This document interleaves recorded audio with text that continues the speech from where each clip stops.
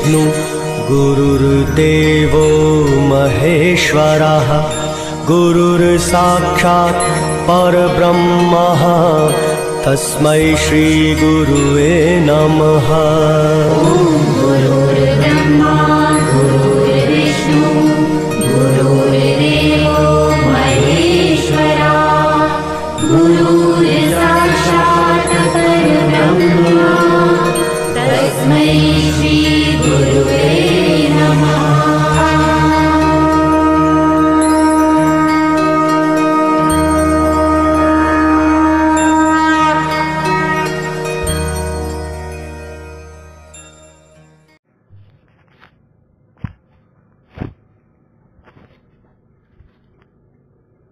कुंडली कर श्री ज्ञान देव कर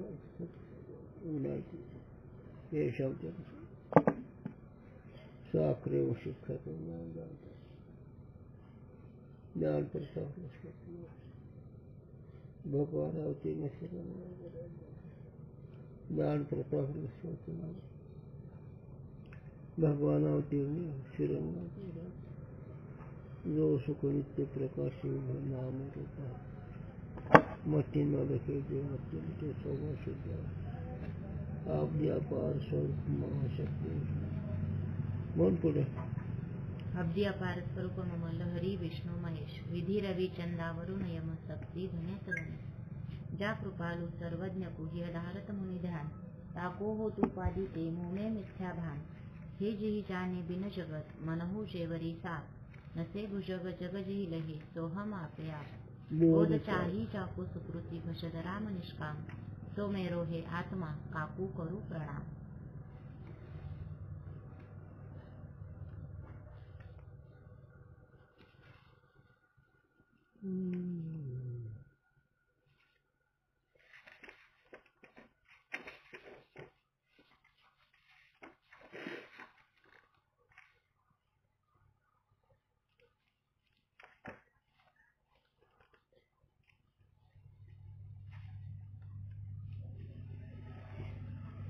हे तुझा हो कृष्णाचा फोटो तिकडे तिकडे टीप झालती काल ही खायची ही ही ही काही ती पूर्ण झाली एकच टीप आहे ही सगळं झालं का? हो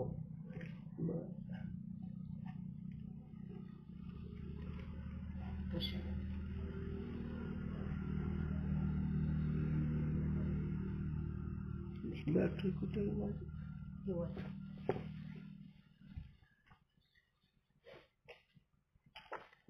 आणि कुठे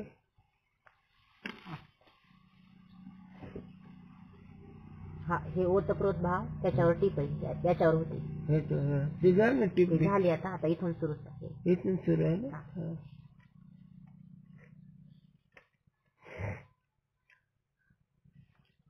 एक आंकड़ा है ना हो तत्तुम या कहने से तत्पद के अर्थ का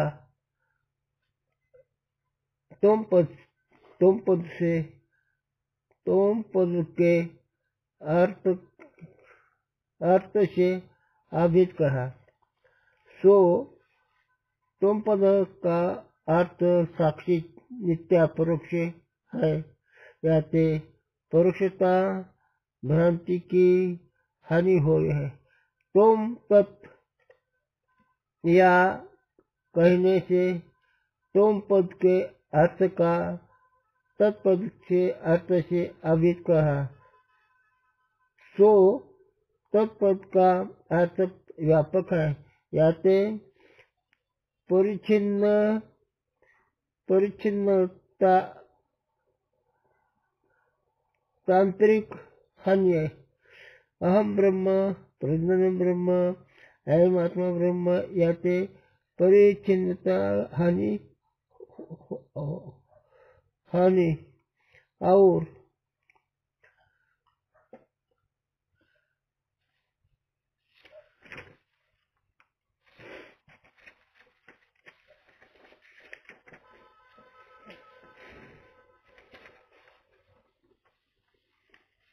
और मैं ब्रह्माहम ब्रह्म प्रज्ञनम ब्रह्मात्मा याते परोक्षते हानी विषय असा.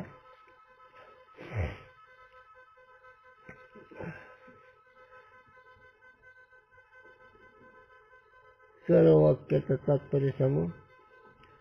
आता पुन्हा त्याचा थोडक्यात खुलासा चालू आहे.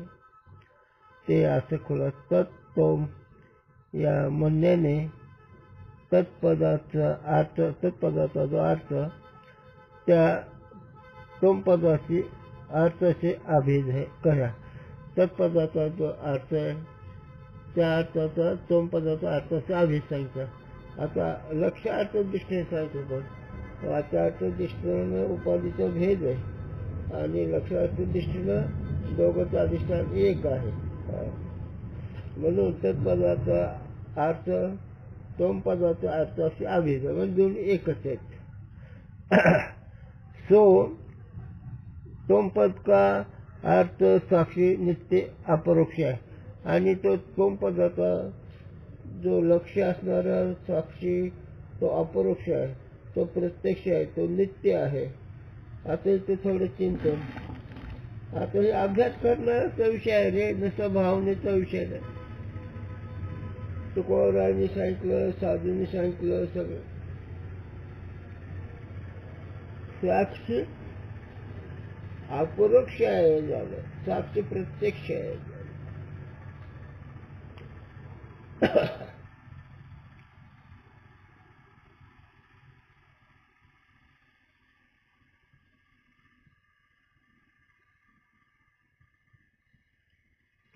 हा विषय माझ्या लक्षात आहे पण कशा रीतीने सांगायचा हा विषय मला येतो समोर.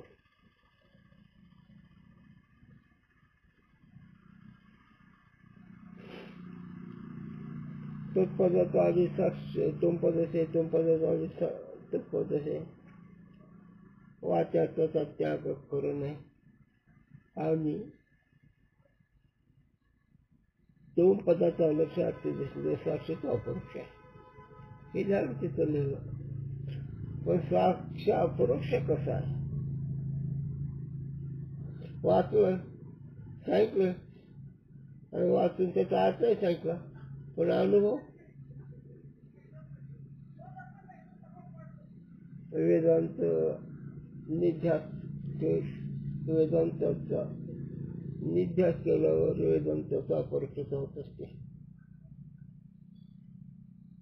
तीन अवस्थेचा प्रकाशक, संकल्पाचा प्रकाशक, अनुकूल प्रतिकूलाचा प्रत्यक्ष, हे सगळे प्रत्यक्षात आहे. आणि ह्या प्रत्यक्षाची तुझे जो स्वयंप्रकाश रूप आहे त्या स्वयंप्रकाश रूप साक्षी चैतन्याकडून आतापर्यंत ज्या पदार्थ नाव घेतलं त्यात प्रकाशक होतो. तीन अवस्थेचा प्रकाशक आहे, 14 त्रिपुटीचा प्रकाशक आहे, चंद्र सूर्याचा प्रकाशक आहे. सगळ्याला जाणतो आणि जो जाणतो तो स्वयंसिद्ध असल्यावर प्रत्यक्ष आहे. परचा सिद्ध जर असतं तर परोक्ष म्हणलं असतं पण ती स्वतः सिद्ध असल्यावर ते प्रत्यक्ष आहे. हे स्वतः सिद्ध कसं आहे? सागराची गोडी स्वतः सिद्ध आहे, सूर्याचा प्रकाश स्वतः सिद्ध आहे. हे जसे स्वतः सिद्ध तसे साक्षी तुम्ही स्वतः सिद्ध आहेत. कारण अखंड अर्थवादी स्वतः सिद्ध असतो. सापेक्ष दृष्टीने साधक करता क्रमाने सांगावं लागतं. पण सिद्धांतात असा आहे की साक्षी स्वतः मी प्रत्यक्ष आहे. मी तरी कैसा मुका प्रतिभावने का द्यायचा. माऊलीने सांगितलं मी जर कसं असे जसा सूर्य सगळ्याचा प्रकाशक आहे तो स्वतः सिद्ध आहे त्याप्रमाणे तो स्वतः सिद्ध प्रकाश रूप आहे, ज्ञान रूप आहे.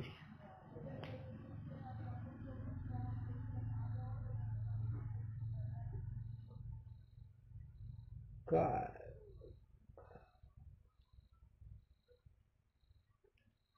सूर्य चंद्र सूर्य अधिक त्रिभुवन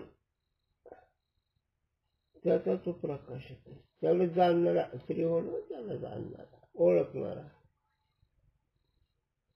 म्हणून लक्षाच्या दृष्टीनं दोघंच अभेद आहे. तत्पदाचा आणि तोम पदाचा वाच्यार्थ सोडून लक्षार्थ दोघं एकच आहेत.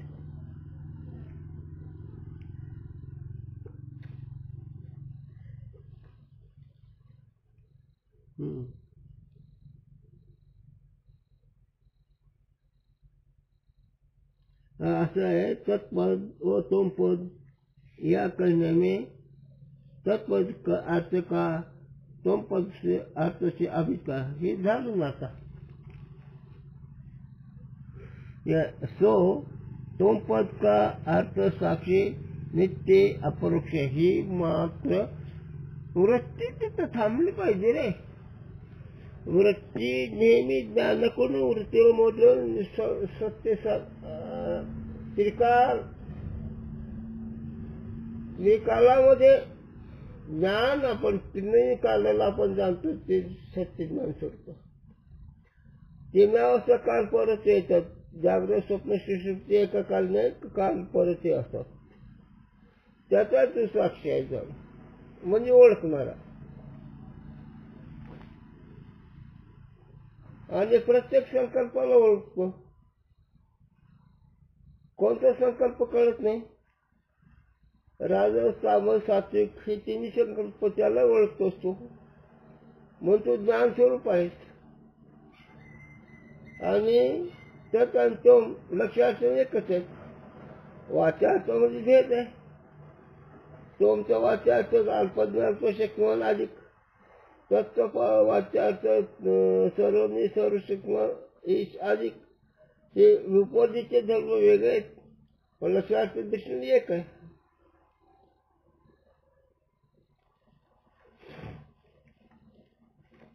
तोम पद या कहने से तोम पद के अर्थ का तत्व से अभेद कहा. तोम पदाचा जो अर्थ है तोम तत्व या कहने में तोम पद का अर्थ का तत्व से अर्थ का अभेद है. तोम पदाचा सांगणे ते तत्पदाचा अभेद आहे तो चेतनाच्या दृष्टीने आहे. ह्या ते म्हणून तोम पदाचे अभेद असल्यामुळे ते व्यापक आहे. असा व्यापकच अनुभव हा हरिपाठामध्ये सांगितला गेला. ज्ञानदेवा प्रमाण आत्मा हा निराळ सर्वाकटी पूर्ण एक आत्मा सगळ्या ठिकाणी म्हणतो व्यापक आहे. तो ज्ञान एक आहे म्हणजे सगळ्याचा प्रकाश एक आहे. ते सुखरूप आहे. त्याचा सुखाचा अनुभव आलो त्याची शक्ती त्याचाही विचार करतो. सुखाच्या अनुभवामध्ये जे कुणी असणारे महात्मे ते विराळे असतात. ज्ञानात आणि वेदांत काढलेले महात्मे वेगळे झालं एवढंच. ज्याला स्वरूपाचं ज्ञान झालं असे लोक थोडे आहेत. असो म्हणून तोम पदाचा तत्पदाचा अर्थ सांगितला. तोम पदाचा तत्पदाचा अर्थ लक्षात दृष्टीने जर कळला तर अनुभव काय तर तोम पदाचा परिच्छिन्नता जाते आणि तोम पदाचा तत्पदाची परोक्षता तेज होते. कारण तोम पद वाचार्थून परिच्छिन्न आहे.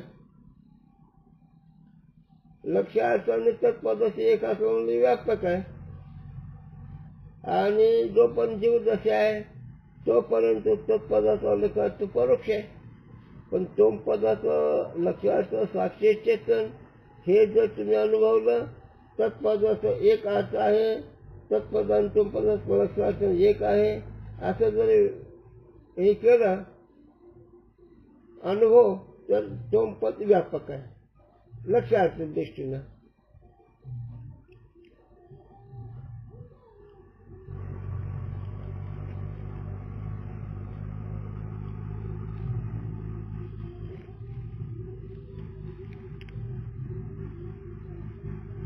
तो तुम पद का अर्थ साक्षी नित्य अपरोक्ष म्हणून तो पदार्थ लक्षार्थ साक्षी तो नित्य आहे.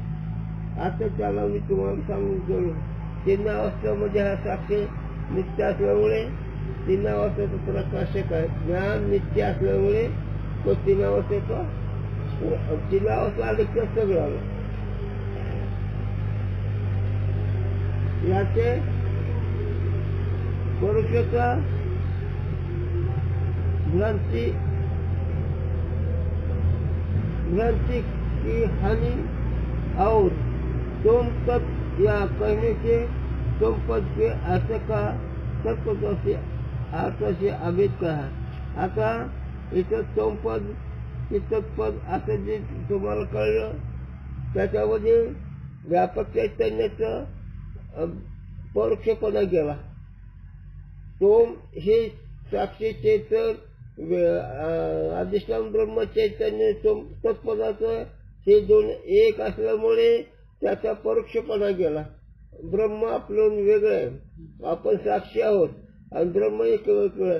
पण लक्षाच्या दृष्टीनं तत्पदाचा लक्ष ब्रह्म तोमपदाचं लक्ष साक्षी चेतन हे दोन्ही एकच आहेत.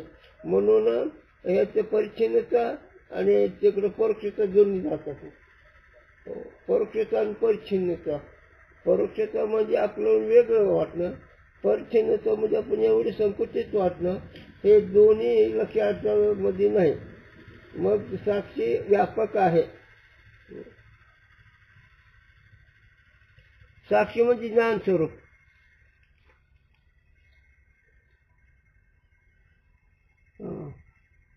तुम तत् या कहने में तुम पद के अर्थ का तत्पद से अर्थ से अभेद करा तो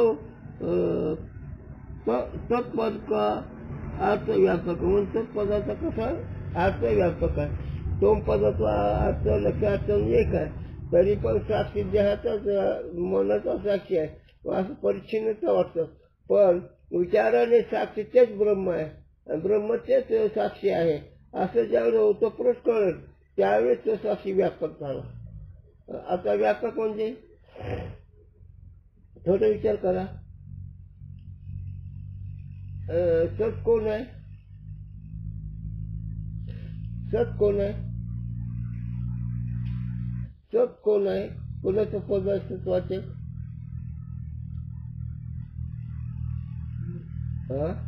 अधिष्ठानचे. हो, नाव सांगा ना. आता जो विषय चालला ते घेतलं नाव. साक्षी नित्य आहे. बरं, ज्ञान कोण आहे? साक्षी आहे. सुख स्वरूप कोण आहे? साक्षी आहे. मग सत्यजन साक्षी असलं म्हणजे ब्रह्मचे एक लक्षण आहे. म्हणून तो पदाचा लक्षाच्या दृष्टीनं तत्पदाचा लक्षाच्या दृष्टीनं गुण एक असल्यामुळे दोन पद व्यापक काढले जातात.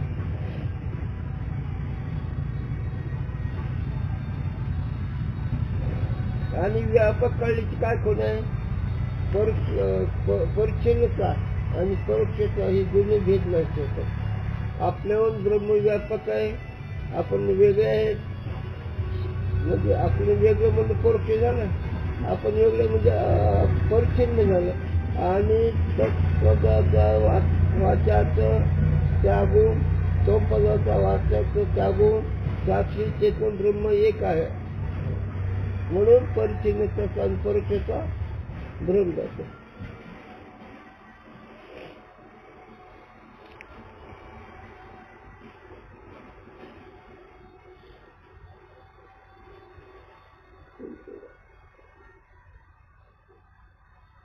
तो तुम पद का अर्थ साक्षी नित्य अपरोक्ष याचे परोक्षता भ्रांतीची हानी होय. म्हणून साक्षी मी सतत असल्यामुळे भ्रांतीची हानी होते. भ्रांती नाही, भ्रांतीनं मी वेगळा वाटतो. पण मी साक्षी लक्षात नाही काय म्हटल्यानंतर परोक्षाची हानी होते. म्हणजे मी नाही असं वाटत होतं, मी देह असं वाटत होता. तो प्रत्यक्ष असून तो कसा वाटतो? परोक्ष वाटत होता. पण आता विचाराने साक्षी मी ठरल्यामुळे अपरोक्ष ठरला. याला दोन वय सांगतो.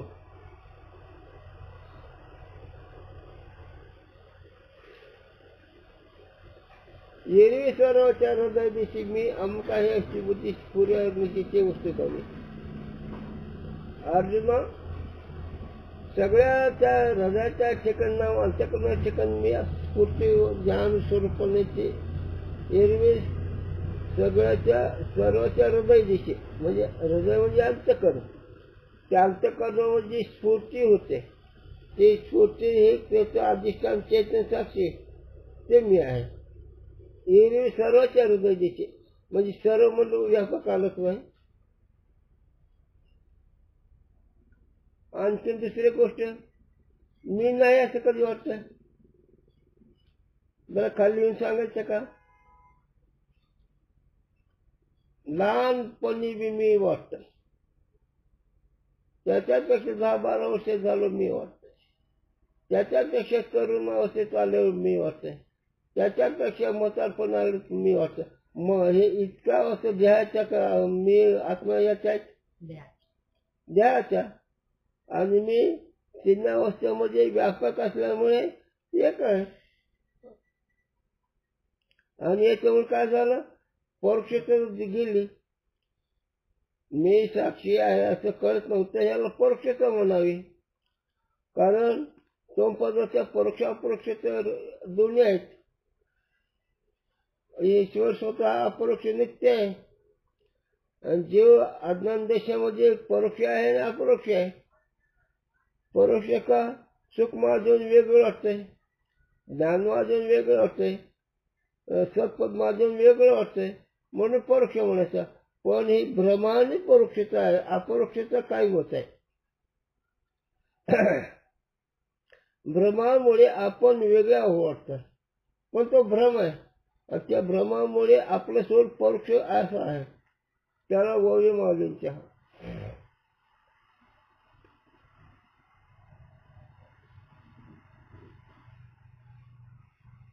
एरवी होईचे तोच आहे. तरी काय केले, बुद्धी तशी नाही.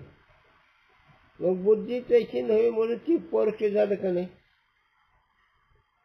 बुद्धीच्या ठिकाणी भ्रम असल्यामुळे आपण सुखरूप आहे असं कळत नसल्यामुळे सुख आपल्या विषयाचं आहे, ज्ञान बुद्धीचं आहे, खरं नामरूप आहे हे भ्रमाने वाटायला लागलं. पण सच्चिदानंद हे तुझं मूळ स्वरूप आहे. आणि असं ज्यावेळेस कळेल त्यावेळेस परोक्षाचा भ्रम जातो. दोन्ही परोक्ष अपरोक्ष दोन्ही देवाच्या ठिकाणी आहे. आणि ईश्वर सगळं अपरोक्ष स्वरूपाला. या आयुध्यात असे घाण आहे तुमच्या जवळचे, म्हणून आयुध आहे झालं. आयुध्यामध्ये स्वरूपाचं न कळणं झालं. त्यात कमगुण असल्यामुळे मलिन म्हणायचं झालं. सुख दुःख होतं म्हणून मलिन म्हणायचं. आणि हे सोमपदाचं लक्ष कळलं ही नाहीसं होते आपल्या जवळचं.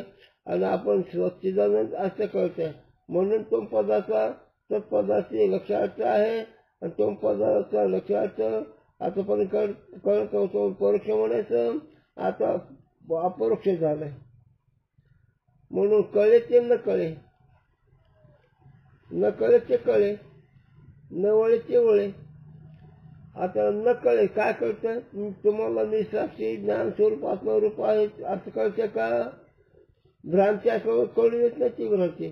पण तेच भ्रांती साधूच्या विचाराने जर गेली तर मीच माझं आहे का नाही म्हणून सकाळी अभंग आठवला.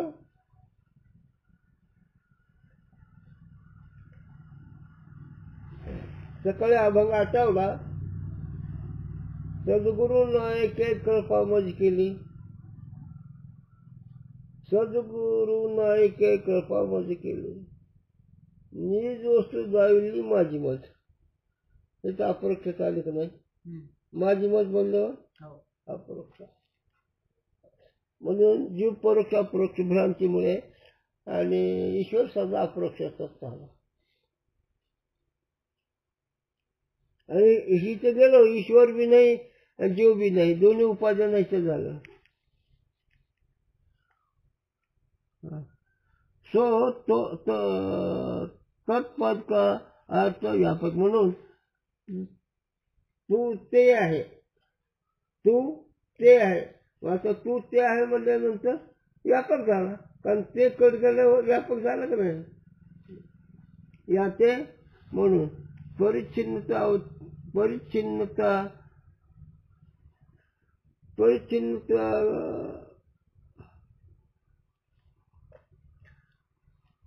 चिंतन करू वाटतं दिसत नाही.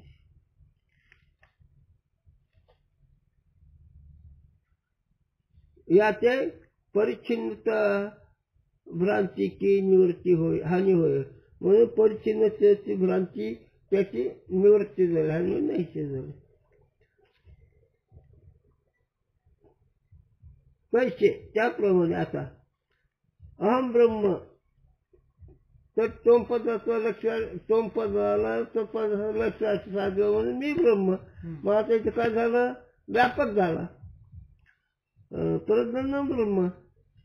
आता प्रज्ञा म्हणजे जीवाची बुद्धी त्याला ब्रह्म कळलं म्हणून व्यापक झाला. आणि याचे नाम म्हणून परिच्छिन्नता की हानी होवी आहे. म्हणून मी ब्रह्म आहे असं कळल्याने माझे वेगळं सुख दुःख, माझं वेगळं सुख आहे, माझं वेगळं ज्ञानरूप आहे, माझं वेगळं सत्स्वरूप आहे. या भ्रांतीच्या हानी होऊन निवृत्त होती आणि व्यापक होते. याचे और लक्षात तुझ्या बरोबर.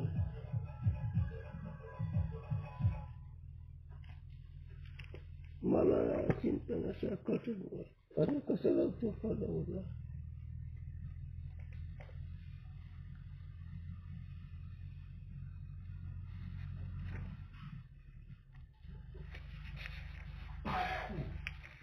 एकच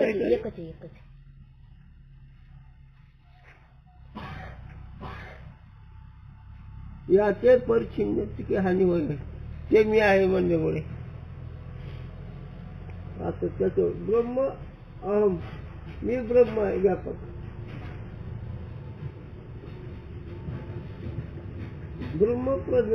ब्रह्मप्रज्ञा म्हणजे मीच ब्रह्म आहे म्हणजे होतो. पण तत्पद संपद लक्षात काय याचा विषय चालला. आणि ब्रह्म आत्मा मग आत्मा ब्रह्म जे परोक्ष वाटतं ते अपरोक्ष झालं. प्रज्ञान ब्रह्म जे परोक्ष वाटतं ते अपरोक्ष झालं. आणि जे ब्रह्म अहम ह्याचं परोक्षता गेली, परिच्छिन्नता गेली, मी ब्रह्म असं वाटतंय. हे शिष्य जो वेद बने और सूक्ष्म बन जीव ब्रह्म की एकता कहे. हे शिष्य जो वेद वेदते, जे वेद वेदते म्हणजे वेद जाणणारे त्याने और स्मृती बने. आणि स्मृतीमध्ये ते सांगतं, स्मृती म्हणजे शास्त्र, वेद म्हणजे पुरुष आहे त्याच्यावर हे सांगितलं. एकता काय या वेदामध्ये शास्त्रामध्ये एकता सांगितलं. स्मृती शास्त्र घ्यावं, वेद वेदच म्हणावं. या का सारी भाग के सेल क्वेश्चन भाग त्यागाचे लक्षण समज, रीत समज. आता उद्या घेऊ. आता हे तुला उद्या वाचता येईल. खिचवर आलं, खिचवर पुन्हा आणखी उद्या वाच चांगलं तुझ्या ठेवू का. फोटो फोटो राहिला खाली. फोटो ठेवला का असं कोण कमा ठेव राहू दे कसं.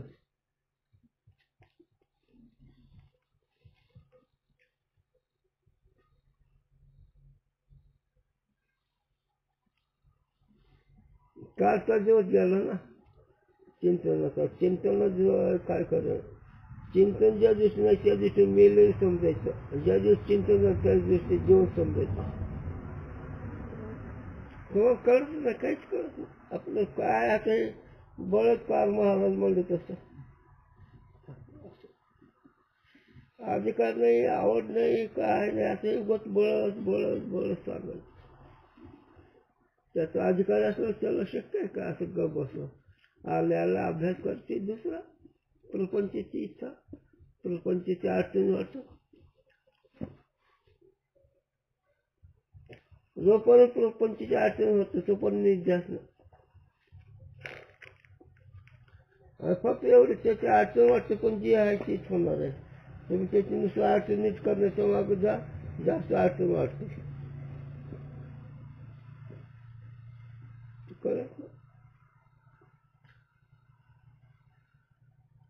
आणि एक जीवाच्या ठिकाणी उद्याचं काय होईल आपलं विचार.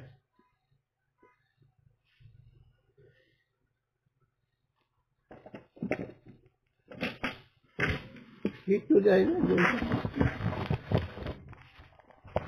हे ठेवा जी गोळ्याची कोणती त्यात